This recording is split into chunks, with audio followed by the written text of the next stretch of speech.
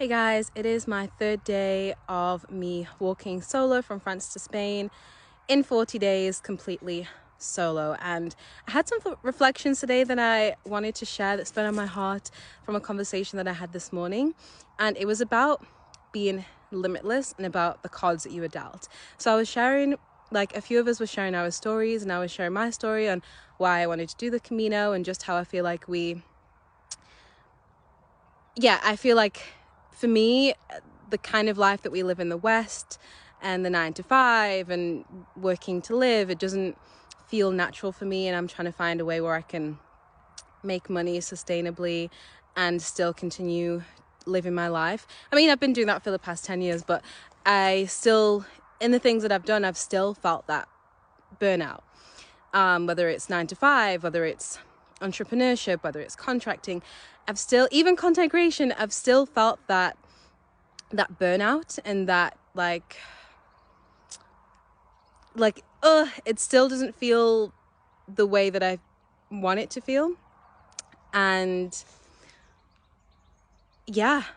And so I was sharing that, and then one of the guys was like, "Oh, it depends on the cards that you were dealt." And I respectfully had to disagree with that, because I believe that it's up to us to hold ourselves accountable for the decisions that we make.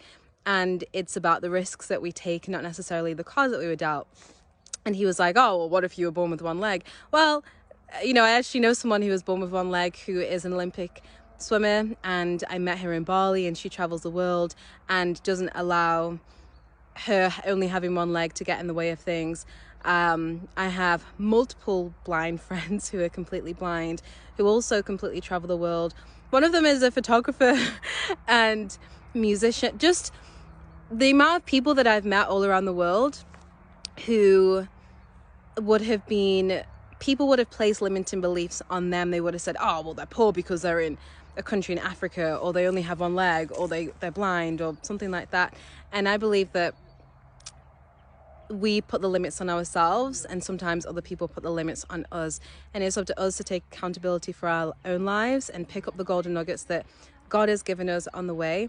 And we decide how we play the game.